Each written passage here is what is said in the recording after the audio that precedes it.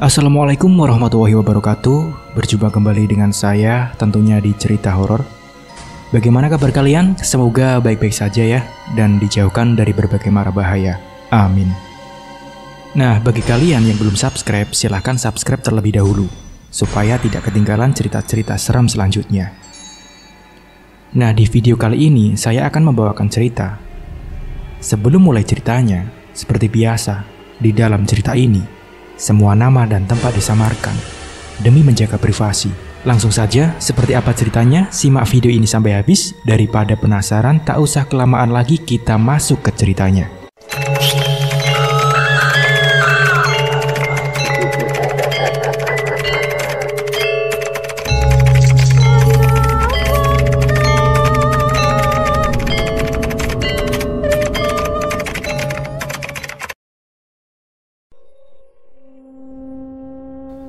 Alfi adalah seorang anak laki-laki berusia 14 tahun yang saat ini duduk di bangku SMP. Ia bukan seseorang yang baik dalam nilai akademisnya, namun Alfi sangat mahir dalam menggambar. Ia sudah sering mengikuti lomba walaupun belum pernah keluar menjadi juara. Alfi tinggal bersama ibu dan adiknya yang bernama Dinda.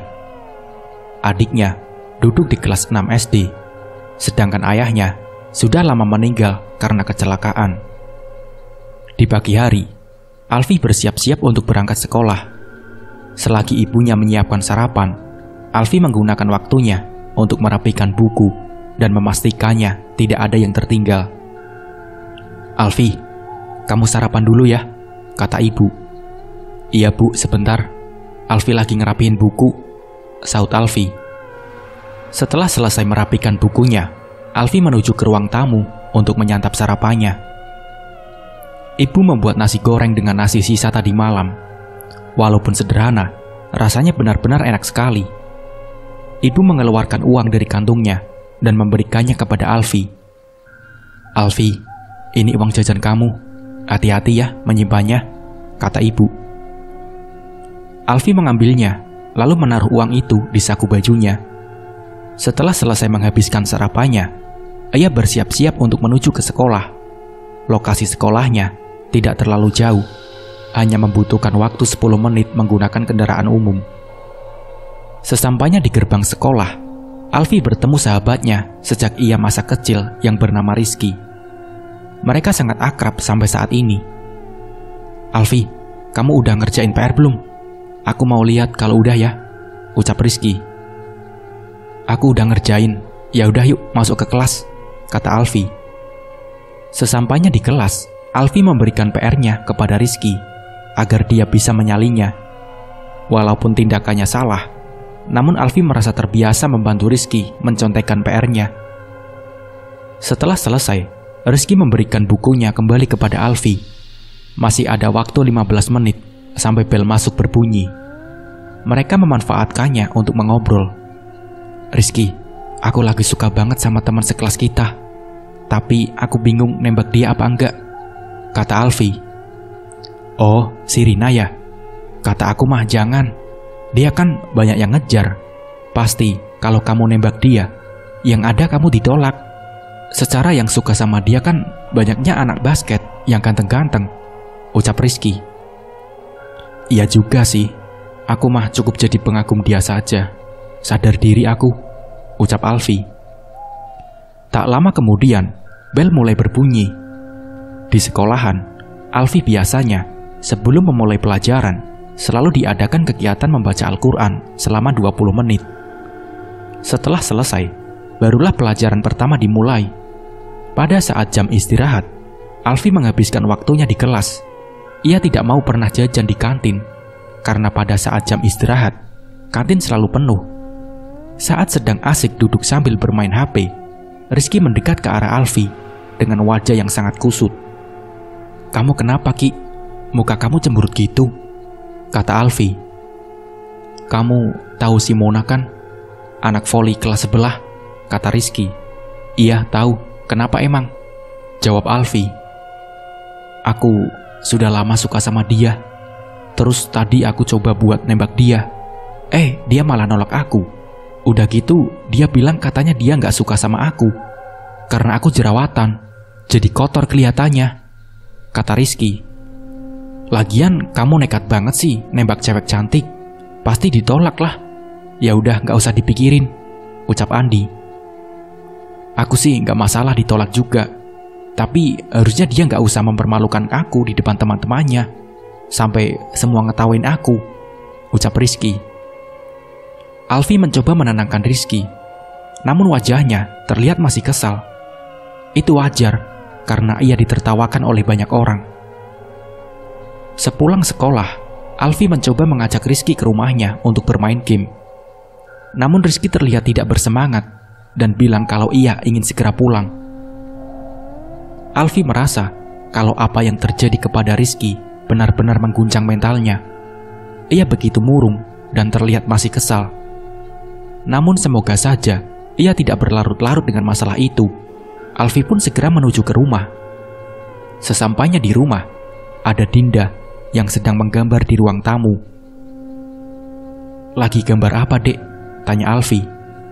Ini Kak, tugas, disuruh gambar laut, ucap Dinda. Oh, bisa nggak? Kalau nggak bisa, kakak bantuin, ucap Alfi. Ya udah Kak, bantuin ya, pinta Dinda. Alfi pun membantu adiknya untuk membuat gambar yang bagus, agar adiknya bisa dapat nilai yang bagus. Setelah selesai membantu adiknya, Alfi pergi ke dapur untuk mengambil makan. Ada ibu yang sedang mencuci piring. Alfi, besok ibu mau ke rumah kakek kamu. Tadi ibu ditelepon om kamu, katanya kakek sakit, kata ibu. Oh, Alfi sama Dinda nggak boleh ikut bu, tanya Alfi. Kan kalian harus sekolah, ibu nggak akan lama kok. Ibu usahain sore udah di rumah lagi. Kamu jagain adik kamu aja ya, jawab ibu. Iya deh bu, siap, jawab Alfi. Alfi menghabiskan waktunya di rumah hingga saat malam tiba. Saat ia sedang menggambar di kamarnya, ia menerima panggilan telepon dari Rizky. Halo Ki, kenapa? Tanya Alfi. Alfi, besok bilangin ya, aku izin, ada urusan keluarga, suratnya menyusul, kata Rizky. Oh, oke deh, nanti aku sampaikan kepada bu guru, jawab Alfi. Keesokan harinya, saat sudah tiba di sekolah, Alfi menghampiri sekretaris kelas untuk memberitahukan bahwa Rizky tidak hadir karena sedang ada urusan keluarga. Belum sempat Alfi bicara ke sekretaris, Rizky muncul yang membuat Alfi kebingungan. Ki, katanya kamu izin, kok masuk sih? Tanya Alfi. Iya Vi, gak jadi, urusannya udah selesai, jawab Rizky. Ah kamu, mumpung aku belum bilang ke sekretaris, jawab Alfi. Bel pun mulai berbunyi dan seperti biasa, diadakan tadarusan sebelum pelajaran dimulai. Saat sedang tadarusan, Alfi melihat ke arah Rizky karena ia terlihat sangat gelisah, seperti sedang merasa tidak nyaman. Rizky mengeluarkan sebuah headset dan mendengarkan lagu di saat orang-orang sedang membaca Al-Quran. Namun Alfi tidak terlalu memikirkannya karena itu urusannya. Pada saat jam istirahat, Alfi menghampiri Rizky yang sedang memakai headset di telinganya. Ki, kamu parah amat ya? Orang pada ngaji, kamu malah dengerin lagu, ucap Alfi. Iya, aku lagi gak enak hati. Daripada ikut ngaji tapi gak dapat pahala, mendingan dengerin lagu biar tenang, ucap Rizky. Sesat kamu mah, ucap Alfi. Rizky hanya tertawa saat Alfi mengatakan hal itu. Kemudian Rizky menyuruh Alfi duduk di sebelahnya karena dia ingin memberitahu sesuatu. Di sini deh, aku mau ngasih tahu sesuatu sama kamu, ucap Rizky. Alfi pun duduk di sebelahnya sambil berkata, ada apaan sih? Penting banget kayaknya, ucap Alfi. Aku mau nembak si Mona lagi, dan kali ini aku yakin kalau dia bakal menerima aku, kata Rizky dengan pedenya. Ki, jangan gila kamu, kan kamu tahu dia udah nolak kamu. Kamu mau dipermalukan lagi, kata Alfi. Kamu tenang aja, aku yakin 100% kalau dia gak akan menolak aku lagi, ucap Rizky. Terserah kamu aja lah, Ki. Tapi kamu jangan sakit hati kalau dia ngomong kasar ke kamu lagi, kata Alfi. Ya udah, kamu ikut aku. Biar kamu lihat pas aku nembak dia, ucap Rizky. Rizky beranjak dari tempat duduknya menuju ke kelas yang ada di sebelahnya. Alfi pun mengikutinya karena ia khawatir Mona akan mengatakan sesuatu yang buruk kepada Rizky. Sesampainya di kelas Mona, Rizky menghampiri Mona yang sedang memakan bekal makan siangnya. Tanpa basa-basi, Rizky langsung menyatakan perasaannya lagi. Mona, kamu mau gak jadi pacar aku? Kata Rizky. Alfi benar-benar kaget karena Rizky langsung menyatakan perasaannya tanpa melihat kondisi Mona yang sedang makan. Kemudian, Mona berdiri dari duduknya. Alfi mengira kalau Mona akan sangat marah. Namun ternyata Mona berkata kalau ia ingin menjadi pacar Rizky. Iya, Ki, aku mau jadi pacar kamu, jawab Mona. Alfi merasa kebingungan. Apakah Mona hanya mencoba mempermainkan Rizky? Namun dengan segera Mona memeluk Rizky, membuat anak-anak yang ada di kelas bertepuk tangan dan bersorak. Sekali lagi, Alfi benar-benar merasa kebingungan. Setelah kejadian itu, Rizky dan Alfi kembali ke kelas. Masih dengan perasaan tidak percaya, Alfi mencoba menanyakan kepada Rizky mengapa ia bisa membuat Mona menerimanya. Padahal sebelumnya, jelas-jelas Mona menolak dan menghinanya. Ya mungkin aja dia menyesal karena nolak aku. Jadinya dia berubah pikiran, ucap Rizky. Kasih tipnya dong. Aku juga pengen bisa diterima kalau nembak orang yang aku sayangi, pinta Alfi. Nanti deh, aku kasih tipnya. Gak sekarang tapi, ucap Rizky. Parah kamu ah, gak pengen lihat aku senang apa, ucap Alfi. Ya udah, nanti malam aku telepon kamu. Aku kasih tahu tipnya, ucap Rizky. Bener ya, awas aja kamu kalau bohong, jawab Alfi.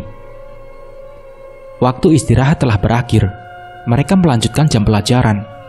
Alfi masih dibuat penasaran bagaimana Rizky bisa dengan mudah menyatakan cinta dan diterima oleh orang yang sebelumnya menolaknya.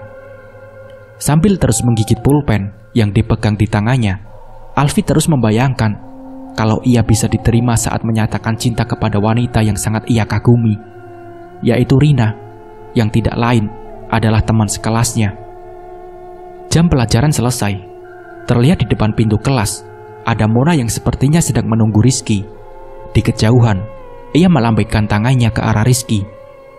Alfi yakin kalau Mona benar-benar jatuh cinta kepada Rizky. Sebelum Rizky beranjak dari tempat duduknya, Alfi mengingatkannya kepada Rizky kembali.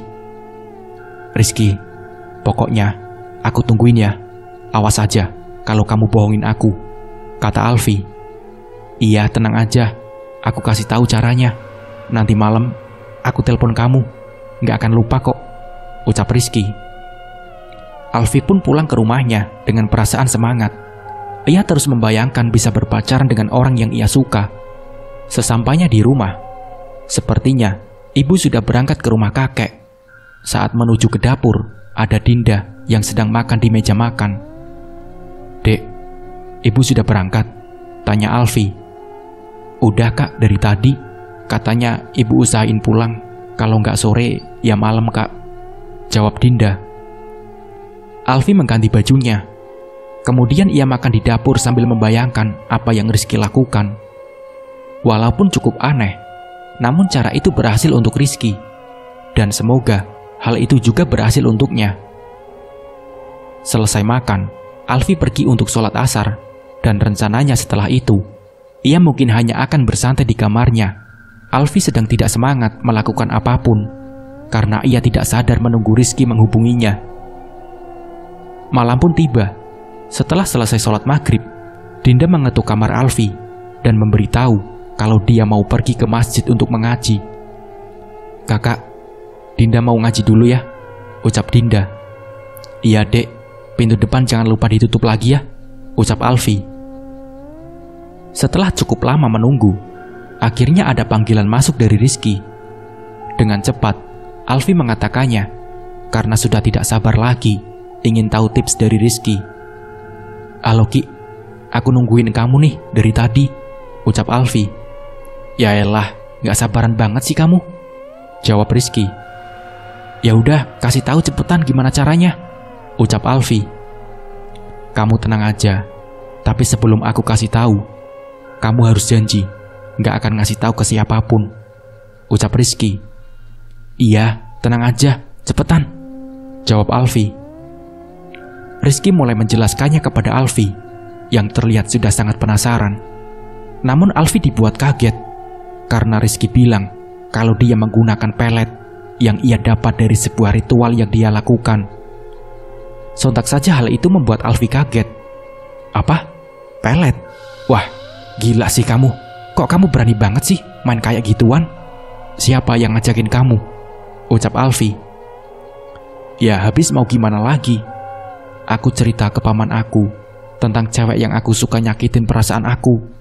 Terus paman aku ngasih tahu cara itu," cerita Rizky. Rizky menjelaskan bahwa pamannya mengajaknya ke kuburan untuk melakukan sebuah ritual. Pertama, ia harus meneteskan setetes darahnya di atas tanah kuburan. Kemudian Rizky harus menunggu di kuburan seorang diri hingga pelet berbentuk minyak wangi keluar dari tanah yang sudah ditetesi oleh darahnya. Gila kamu ya Ki, serem banget tau. Aku kira caranya wajar," ucap Alfi. "Ya kalau kamu mau dapat apa yang kamu mau, kamu harus berani berkorban, Vi. Buktinya sekarang aku bisa dapetin cewek yang aku mau. Gimana, kamu minat gak?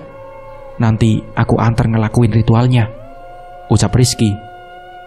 "Sorry Ki, kalau caranya gitu aku gak berani. Lagian masuknya takut musyrik," jawab Alfi. "Ya udah kalau kamu gak mau. Tapi ingat pesan aku ya, jangan sampai ada yang tahu," pesan Rizky kepada Alfi. "Iya, tenang aja. Aku gak akan bilang ke siapa-siapa kok," jawab Alfi. Alfi menutup teleponnya. Alfi benar-benar tak habis pikir dengan apa yang dilakukan oleh Rizky. Ia rela melakukan hal itu demi seorang wanita yang dia dambakan. Karena tidak mau ambil pusing, Alfi mulai memejamkan matanya dan tertidur. Tepat di pagi hari, Alfi terbangun karena azan subuh mulai berkumandang. Ia pun pergi ke kamar mandi untuk mengambil air wudhu. Saat hendak ke kamar mandi, di dapur ada ibu yang sedang mencuci pakaian. Karena ketiduran, ia tak sadar kalau ibu sudah pulang tadi malam. "Ibu sudah pulang? Pulang kapan?" tanya Alfi ke ibunya. "Tadi malam diantar sama om kamu. Habisnya ibu mau nginep mikirin kamu sama Dinda," ucap ibu. Alfi pun mengambil air wudhu dan segera sholat. Selesai sholat, ia terus membayangkan apa yang Rizky katakan. Di lain sisi, ia merasa iri karena Rizky bisa berpacaran dengan seseorang yang dia suka. Alfi mulai bersiap-siap untuk pergi ke sekolah. Ia mandi dan berpakaian. Tidak lupa juga merapikan buku-buku yang akan dibawa. Ia pun tidak lupa memasukkan baju olahraganya, karena hari ini ada pelajaran olahraga. Alfi pamit kepada ibunya dan segera pergi ke sekolah. Sesampainya di gerbang sekolah, Alfi melihat Rizky yang sedang menunggu seseorang. Alfi pun menghampirinya dan bertanya, "Lagi ngapain kamu Ki? Nungguin aku ya?" tanya Alfi. "Idih, ngapain aku nungguin kamu? Aku lagi nungguin pacar aku dong," jawab Rizky. Tak lama kemudian, Mona mendekat ke arah Rizky. Mereka pun berjalan masuk meninggalkan Alfi sendiri. Bel sudah berbunyi dan tadarus akan segera dimulai. Sebelum tadarus dimulai, anak-anak di kelas mulai membuka Al-Quran. Namun Rizky malah memakai headset dan mendengarkan lagu. Alfi hanya bisa menggelengkan kepalanya melihat tingkah laku Rizky. Saat tadarus selesai, Rizky membuka headsetnya. Alfi mendekat untuk menanyakan tentang pelet yang ia ceritakan tadi malam. "Ki, kamu gak takut apa? Sendirian di kuburan cuma buat dapat pelet?" tanya Alfi. "Enggak lah, kan aku fokus mikirin orang yang aku incar. Jadinya yang gak takut." "Kamu emang gak mau pacaran sama Rina?" tanya Rizky. "Ya maulah, tapi aku nggak berani kalau caranya kayak gitu. Ki, kan kata kamu peletnya bentuk minyak wangi. Caranya di mana, Ki? Disemprot ke badan? Tanya Alfi. Enggak lah, kamu mau lihat? Kebetulan aku bawa nih, ucap Rizky. Karena penasaran, Alfi ingin sekali melihat seperti apa pelet minyak wangi itu. Rizky pun mengeluarkannya dari dalam tasnya. Botol minyak wangi itu begitu kecil, tidak lebih besar dari jari kelingking, dan cairan yang ada di dalamnya berwarna merah pekat dan terlihat kental. Kok merah gitu ya, Vi? Wanginya gimana itu? Tanya Alfi. Ini nggak ada wanginya. Lagian cara pakainya bukan buat di baju, jawab Rizky. Terus cara pakainya gimana? Tanya Alfi. Caranya, kamu harus menentukan dulu siapa inceran kamu. Terus sambil bayangin mukanya, tetesin di ujung jari. Habis itu digosok ke alis mata kita, ucap Rizky. Karena rasa penasarannya semakin besar, Alfi berniat untuk mencoba menggunakan minyak wangi itu. Namun Rizky melarang, karena pelet itu hanya bisa digunakan untuknya dan tidak boleh digunakan orang lain.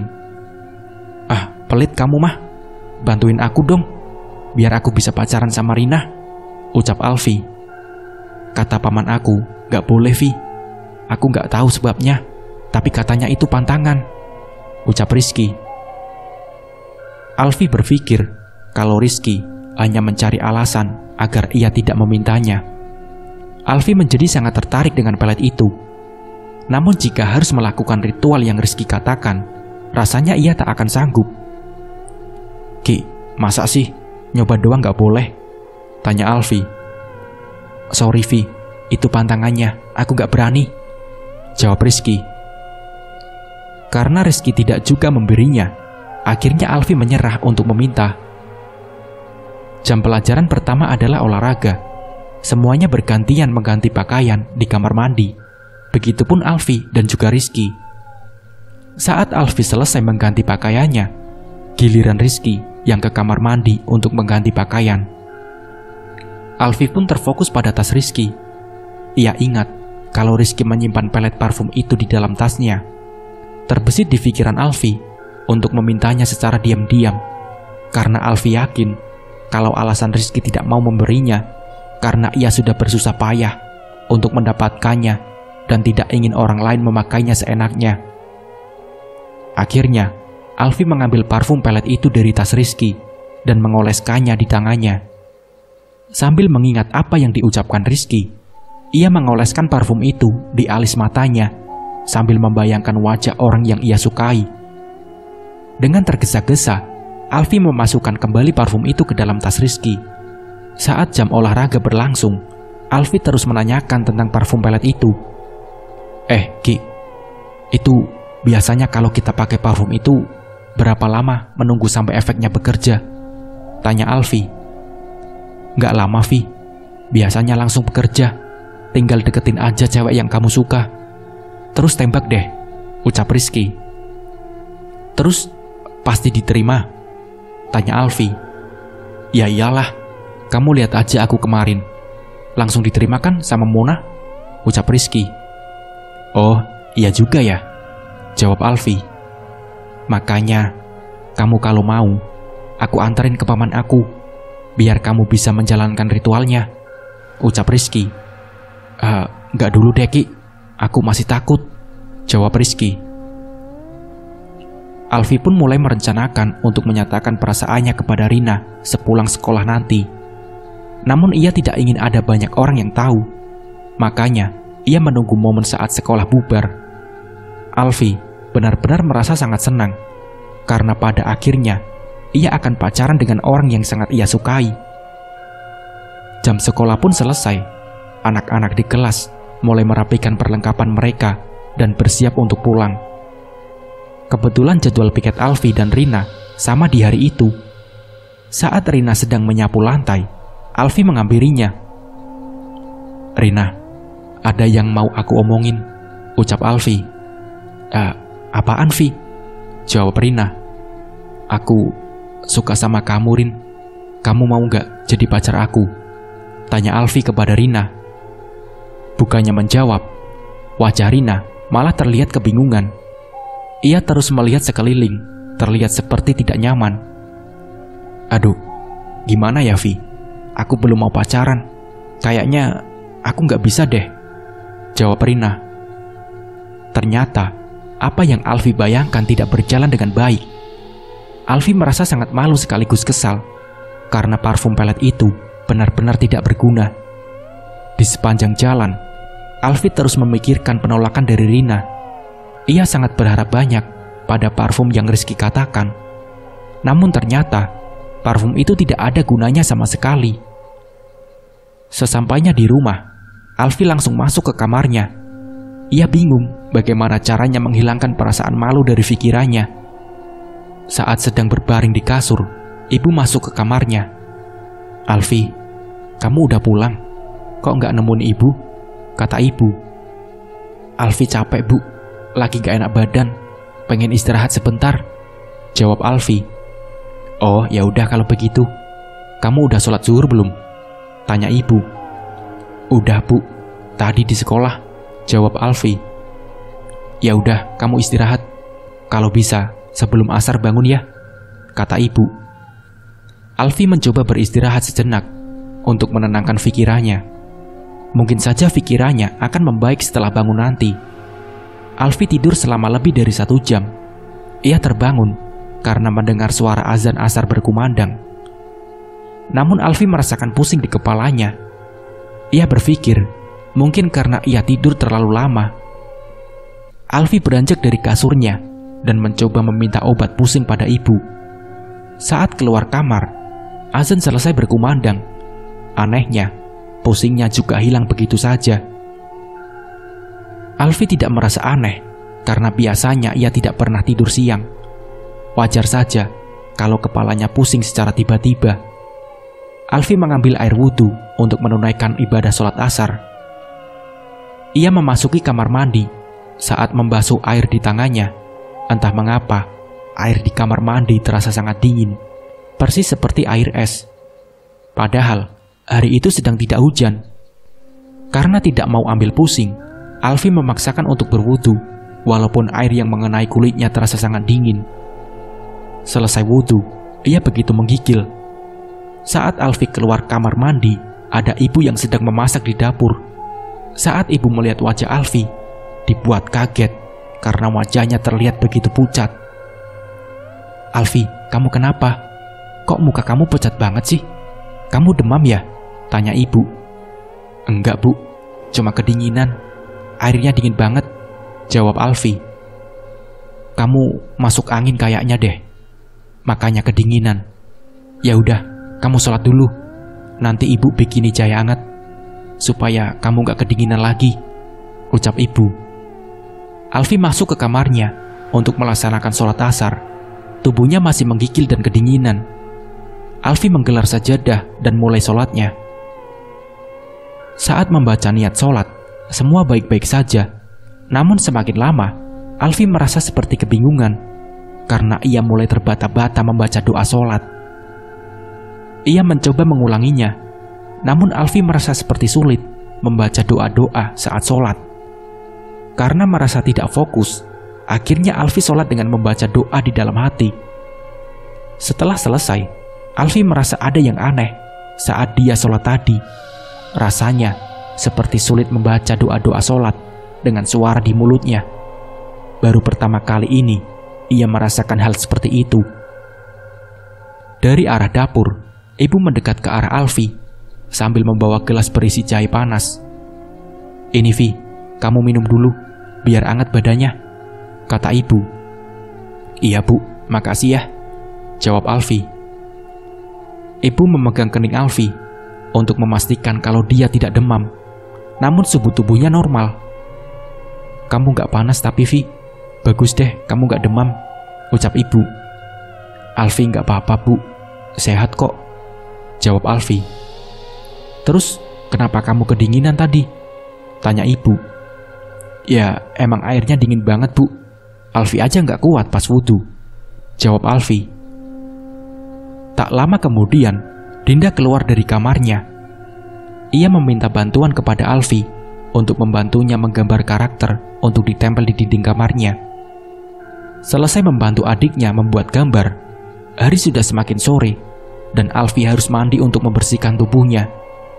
Ia mengambil handuk lalu menuju ke kamar mandi. Saat di dalam kamar mandi, Alfie mencoba mencelupkan tangannya ke bak mandi untuk mengecek suhu air. Saat tangannya menyentuh air, suhu air terbilang normal, tidak seperti saat dia wudhu tadi. Alfie pun mulai membersihkan tubuhnya. Dan selesai mandi, Alfie berniat untuk langsung mengambil air wudhu karena sebentar lagi masuk waktu maghrib. Ia memutar keran dan mulai membasuh tangannya. Namun ia begitu kaget karena air yang keluar menjadi sangat dingin seperti es batu. Ia mencoba memasukkan tangannya kembali ke bak mandi, dan secara tiba-tiba air yang ada di bak mandi pun berubah menjadi sedingin es. Bingung dan aneh mengapa hal itu bisa terjadi. Padahal saat Alfie mandi, suhu air sangat normal. Alfie memaksakan mengambil air wudhu walaupun suhunya sangat dingin. Selesai mandi dan wudhu, Alfie keluar dari kamar mandi. Kebetulan ibu sedang duduk di meja makan menunggu Alfie keluar dari kamar mandi. Lalu Alfie mencoba memberitahu ada hal yang aneh terjadi di dalam kamar mandi. Alfie berusaha menjelaskannya kepada ibu tentang apa yang baru saja terjadi. Karena penasaran, ibu masuk ke kamar mandi untuk memeriksa suhu air. "Coba deh, ibu celupin tangan ibu ke bak mandi. Dingin banget kayak es batu, Bu," ucap Alfie. Ibu mencelupkan tangannya, namun ibu tidak merasakan kedinginan sama sekali. "Es batu dari mana? Nggak dingin sama sekali kok," ucap ibu. Alfie merasa aneh, mengapa ibu tidak merasakan kedinginan. Alfie kembali masuk ke kamar mandi dan mencelupkan tangannya. Namun, suhu air berubah menjadi normal kembali. "Alfie, kamu masih kedinginan? Ibu buatin jahe lagi ya," ucap ibu. "Nggak usah, Bu. Alfie mau ke kamar dulu ya, mau siap-siap sholat maghrib," jawab Alfie. Alfie beranjak menuju ke kamarnya dengan perasaan aneh. Sebenarnya apa yang terjadi? Mengapa suhu air di kamar mandi bisa berubah-ubah seperti itu? Alfie duduk di kasurnya sambil menunggu azan maghrib. Ia terus memikirkan kejadian aneh yang terjadi di kamar mandi. Saat azan maghrib berkumandang, Alfie merasakan pusing di kepalanya. Semakin fokus ia mendengarkan azan, semakin sakit kepalanya. Karena merasa ada yang tidak beres, Alfie berteriak memanggil ibunya karena sakit yang dirasakan di kepalanya. Karena Dinda mendengar teriakan kakaknya, ia masuk ke kamar Alfie untuk memeriksanya. Dinda begitu panik melihat kakaknya sedang memegang kepalanya dan terlihat kesakitan. Dinda pun memanggil ibu yang sedang berada di kamar mandi, memberitahu kalau Alfie sedang kesakitan. "Alfie, kamu kenapa?" tanya ibu. Kepala Alfie sakit, Bu. Pusing banget rasanya," jawab Alfie. "Ya udah, kamu tiduran dulu. Ibu ambil obat dulu ya," ucap ibu. Ibu keluar kamar untuk mencari obat sakit kepala. Dinda berusaha menemani Alfie yang sedang merasakan kesakitan. Saat azan maghrib selesai berkumandang, sakit kepala itu hilang dengan sendirinya. Alfie terus mencoba memastikan kalau sakit di kepalanya sudah hilang. Dinda pun dibuat kebingungan karena kakaknya terlihat normal kembali. Saat ibu masuk membawa obat, Alfie memberitahu kalau sakit kepalanya sudah hilang. Alfie mulai merasa ada sesuatu yang aneh sedang terjadi. Ia berpikir, apa mungkin ia merasakan sakit kepala saat mendengar suara azan? Karena sebelumnya, saat azan asar pun, ia merasakan pusing di kepalanya. Untuk memastikan apakah yang dia pikirkan benar, Alfie menunggu azan Isya berkumandang. Apakah ia akan merasakan sakit kembali di kepalanya? Detik-detik sebelum azan Isya berkumandang, Alfie merasa sangat ketakutan. Ia takut yang dia pikirkan benar-benar terjadi. Lalu azan pun berkumandang. Perlahan, Alfie merasakan sesuatu seperti bergerak di dalam kepalanya. Dan benar saja, ia merasakan sakit lagi di kepalanya. Ia tidak memanggil siapapun karena takut membuat ibu dan adiknya khawatir. Alfi terus menahan rasa sakit itu di kepalanya selama azan berkumandang. Saat azan Isya selesai, sakit itu menghilang secara tiba-tiba. Ternyata benar, ada sesuatu yang salah terjadi kepadanya. Alfi merasa sangat ketakutan. Mengapa ia kesakitan saat mendengar suara azan? Namun ia mencoba tenang sejenak dan segera pergi sholat. Sama seperti sebelumnya, sangat sulit membaca doa-doa sholat dengan suara yang lantang. Mau tidak mau, Alfi membacanya di dalam hati. Selesai sholat, Alfi terus memikirkan kejadian aneh yang terjadi kepadanya. Ia ingin menceritakannya kepada ibu, namun Alfi yakin hal itu pasti hanya akan membuat ibu khawatir. Alfi berusaha menyembunyikan semua kejadian aneh itu untuk sementara waktu.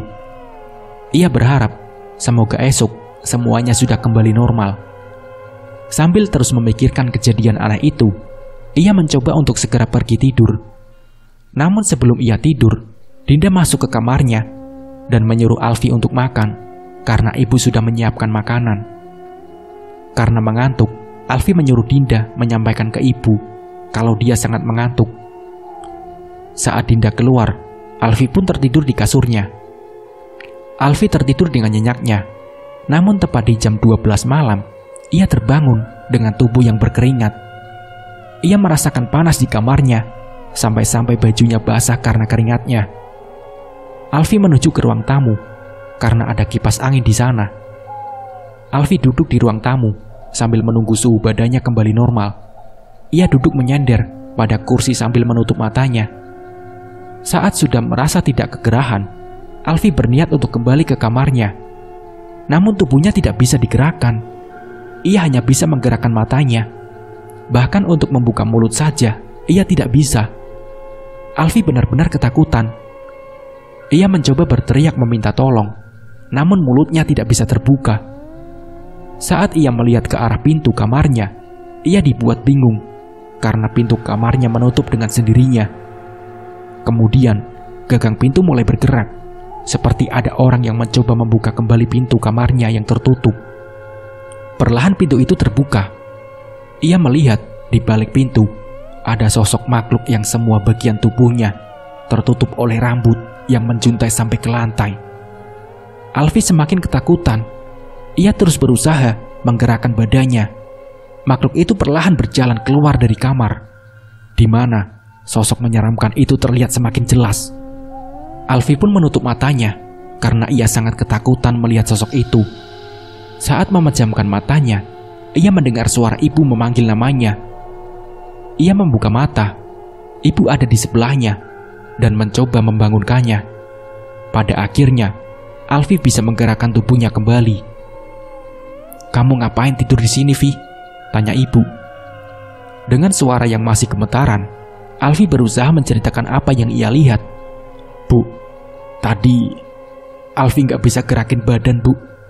Terus ada sesuatu keluar dari kamar. Serem banget," cerita Alfi. "Kamu ketindihan kayaknya, Vi. Udah sholat isya belum?" tanya ibu. "Alfi takut, Bu. Makhluk yang Alfi lihat serem banget," kata Alfi.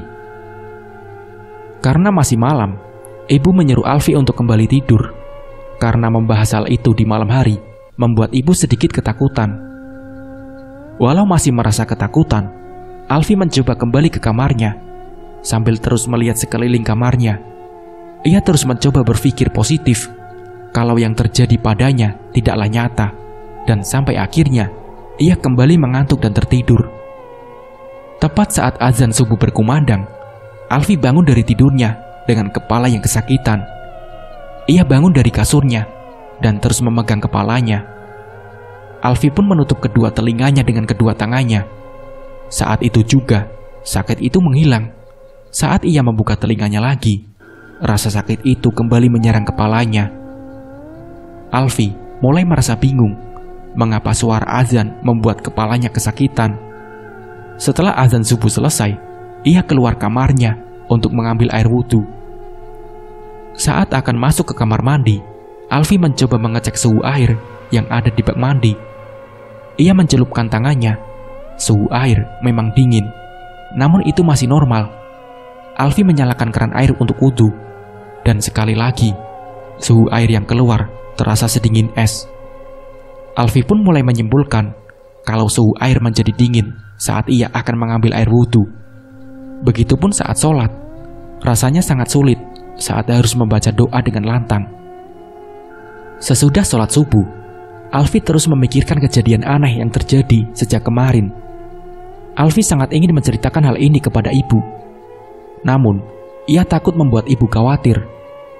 Maka dari itu, Alfi akan mencoba menyimpan rahasia ini sementara waktu.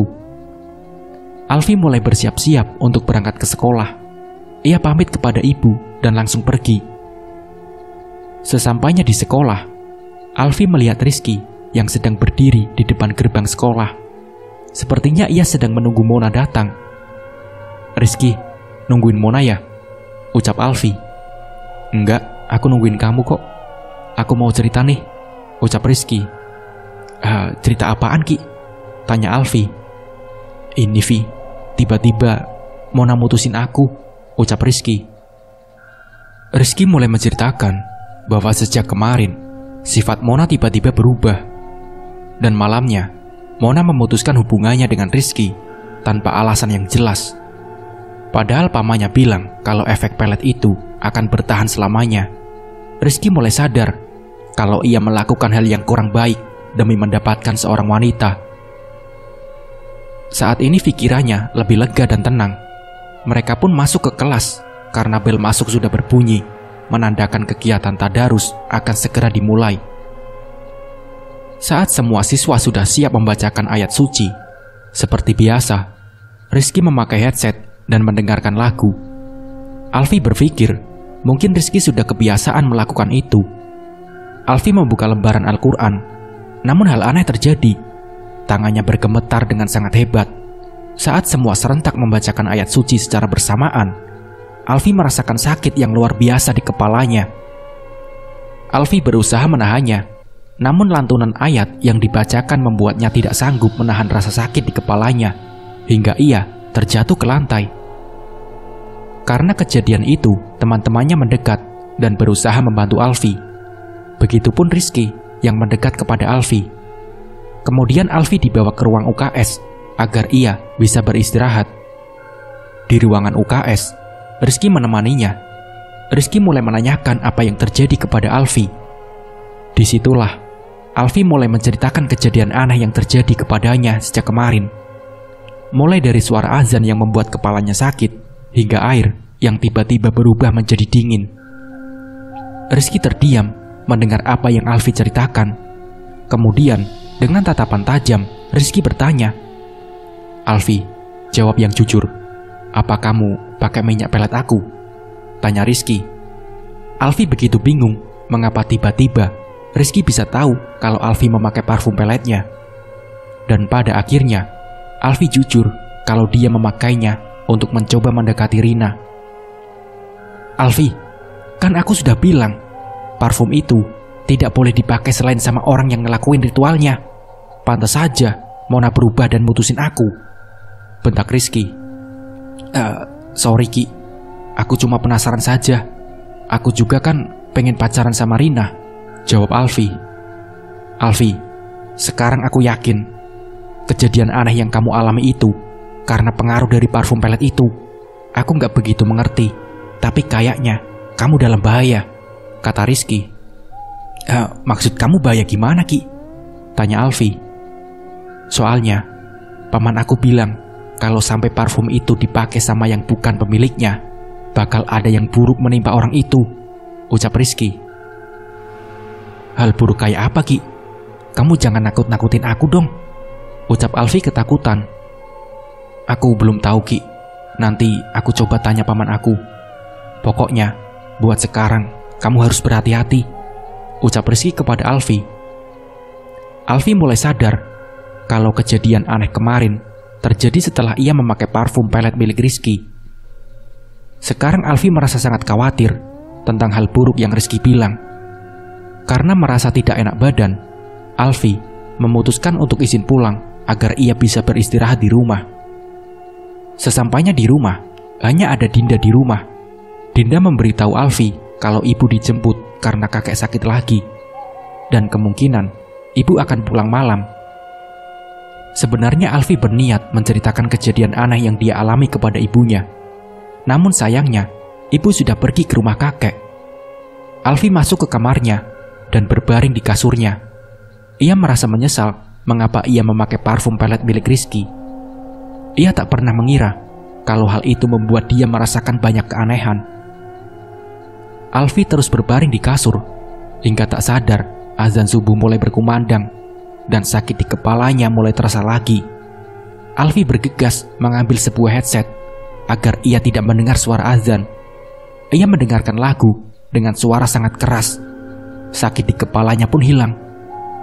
Setelah azan selesai, Alfi mulai merasakan tidak nyaman karena sakit yang benar-benar menyiksanya. Ia bingung harus menceritakan masalah ini kepada siapa. Alfi pun bergegas untuk mengambil air wudhu. Saat beranjak dari kasurnya, tubuhnya tiba-tiba menjadi kaku. Tidak bisa digerakkan sama sekali, persis seperti tadi malam.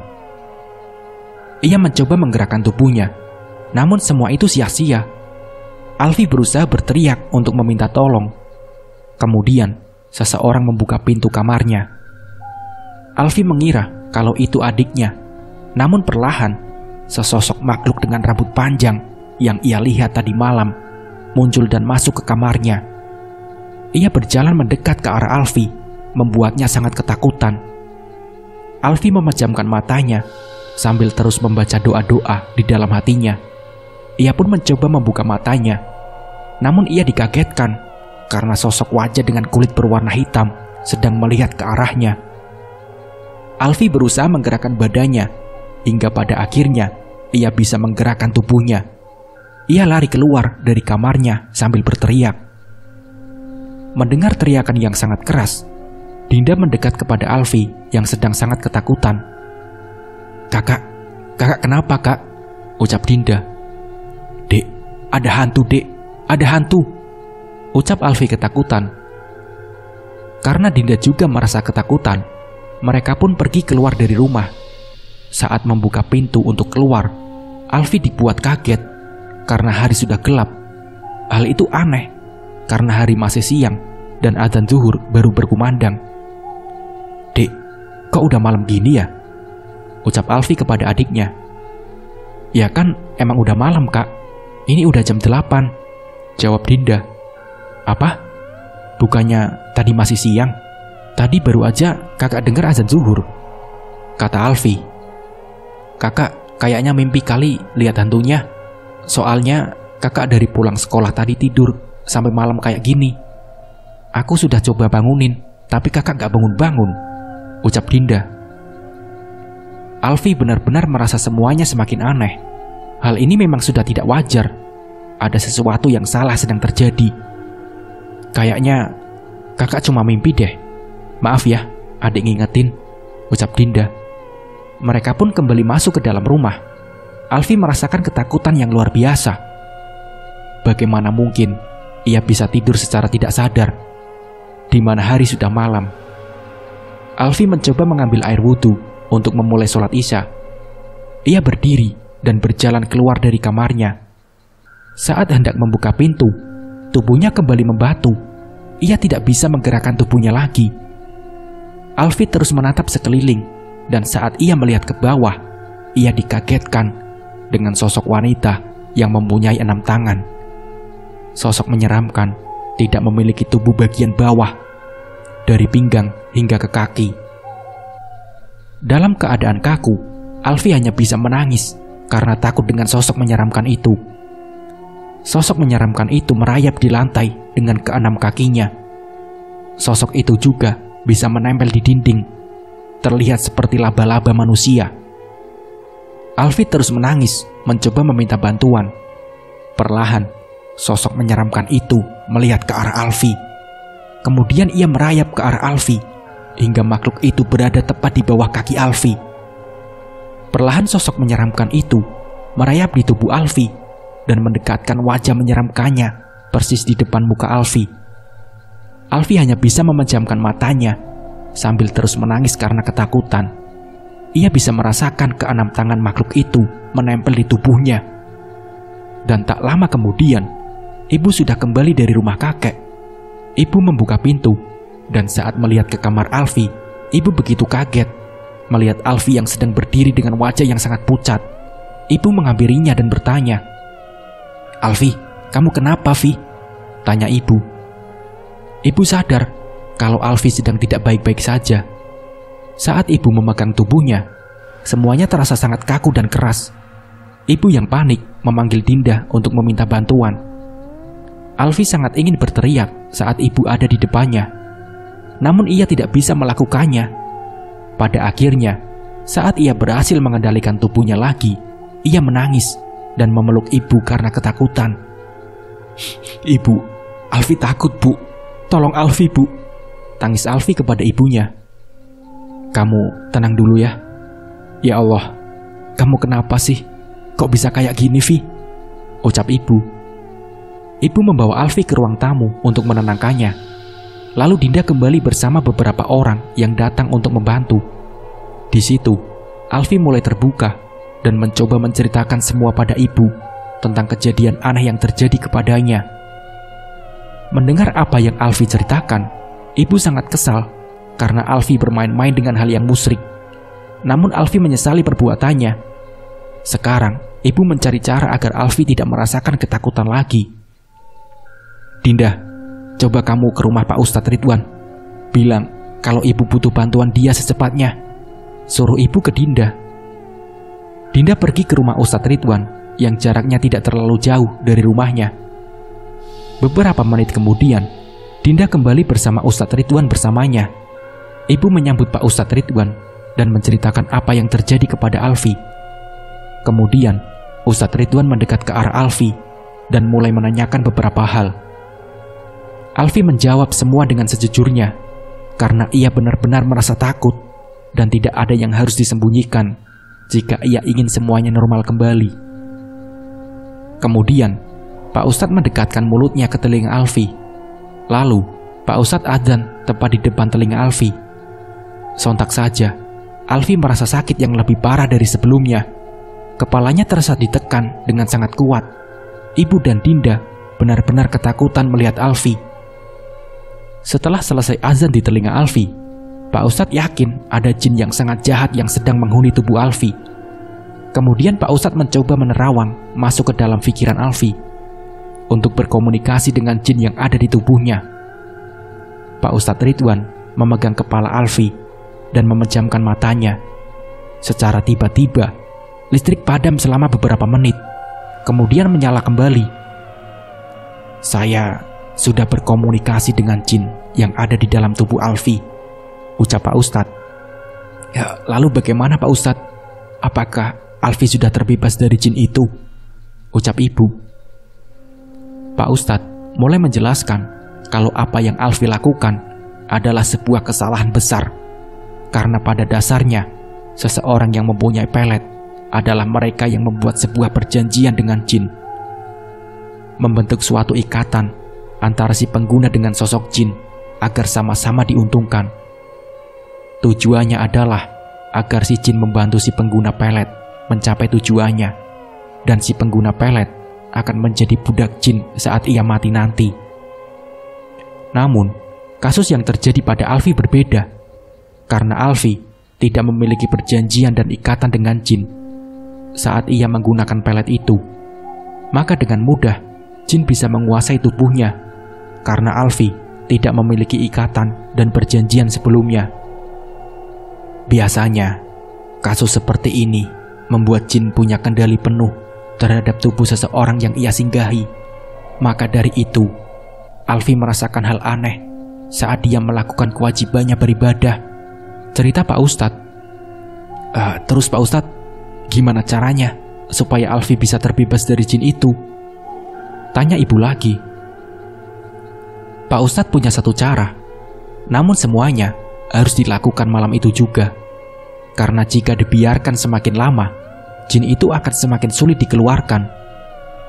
Pak Ustadz meminta izin untuk mencukur habis rambut yang ada di kepala Alfi.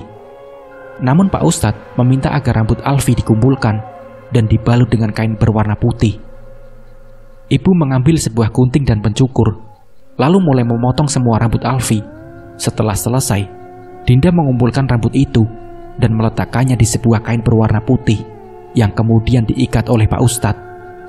Setelah itu, Pak Ustadz meminta izin untuk membaca surat Yasin di kamar Alfi dan meminta segelas air putih. Setelah selesai mencukur habis rambut Alfi, Pak Ustadz menyuruh Alfi untuk duduk di ruang tamu. Pak Ustadz terus memegang kain putih berisi rambut Alfi. Kemudian, Alfi disuruh meminum air yang sudah dibacakan surat Yasin oleh Pak Ustadz. "Alfi, kamu minum air ini. Gimana pun rasanya, kamu harus tetap meminumnya," ucap Pak Ustadz. Alfi mendekatkan gelas itu ke bibirnya.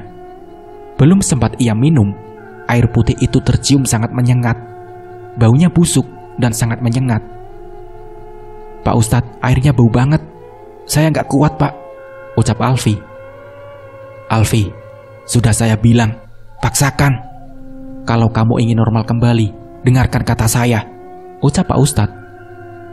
Dengan sangat terpaksa, Alfi meminum air itu sambil mencoba menahan nafasnya. Namun saat air masuk ke tenggorokannya, rasanya benar-benar tidak enak, pahit dan tajam. Tenggorokannya terasa panas. "Pak Ustadz, tenggorokan saya sakit banget, Pak. Kayak mau terbakar," ucap Alfi kesakitan. "Alfi, paksakan. Kamu harus melawan kendali jin itu," ucap Pak Ustadz. Walaupun merasakan sakit luar biasa saat meminum air itu, Alfi terus berusaha meminumnya sampai air itu benar-benar habis. "Alfi, baca syahadat secara terus-menerus," ucap Pak Ustadz. Alfi mengikuti apa yang Pak Ustadz katakan. Saat akan membuka mulutnya, tubuhnya kembali menjadi kaku. Ia tidak bisa menggerakkan badannya. Ibu sangat panik melihat Alfi yang melotot dan tubuhnya sangat keras. Namun Pak Ustadz melarang ibu untuk mendekat. Pak Ustadz menatap mata Alfi sambil terus menyuruhnya untuk membaca syahadat di dalam hatinya. Alfi terus berusaha membaca syahadat di dalam hatinya. Namun, ia dibuat kaget karena sosok wanita bertangan 6 muncul di dinding, merayap di langit-langit terus melihat ke arah Alfi. Belum lagi sosok wanita berambut panjang juga berdiri tepat di hadapannya. Namun Alfi terus membaca syahadat di dalam hatinya dengan penuh keyakinan. Perlahan, kedua sosok makhluk menyeramkan itu berubah menjadi asap dan tersedot ke arah tangan Pak Ustadz yang memegangi kain putih berisi rambut Alfi. Ibu dan Dinda pun bisa melihat asap itu seperti terhisap ke dalam kain putih yang dipegang Pak Ustadz. Dan perlahan, tubuh Alfi normal kembali. Ia bisa menggerakkan tubuhnya. Setelah itu, Pak Ustadz melempar kain putih itu ke lantai. Namun ibu dan Dinda dibuat kebingungan karena kain putih itu berubah warna menjadi merah pekat. Pak Ustadz meminta korek api dan sebatang lidi. Ibu memberikannya, dan Pak Ustadz memati korek dan langsung membakar lidi itu. Api dari lidi itu digunakan untuk membakar kain yang berisi rambut Alfi. Dan seketika, api berkobar membakar kain itu dengan sangat cepat.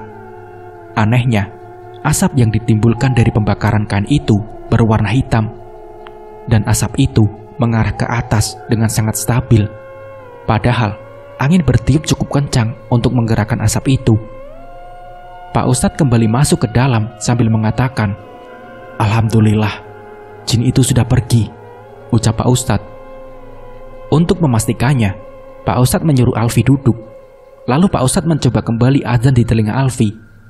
Awalnya, Alfi merasa khawatir kalau ia akan merasakan kesakitan lagi di kepalanya. Namun saat azan dikumandangkan, ia tidak merasakan apapun.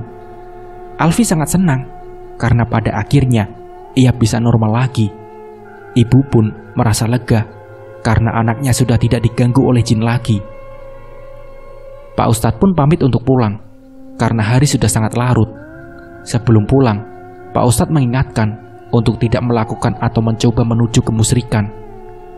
Karena jin itu licik, walau ia memberikan seseorang kemudahan, namun ia punya maksud jahat di balik semua itu. Ibu mengantar Alfi ke kamarnya.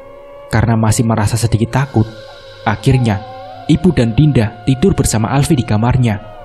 Saat azan subuh berkumandang, Alfi bangun dengan perasaan yang sangat lega karena ia tidak merasakan sakit lagi saat mendengar kumandang azan. Ia pergi mengambil air wudhu, kemudian melaksanakan sholat subuh.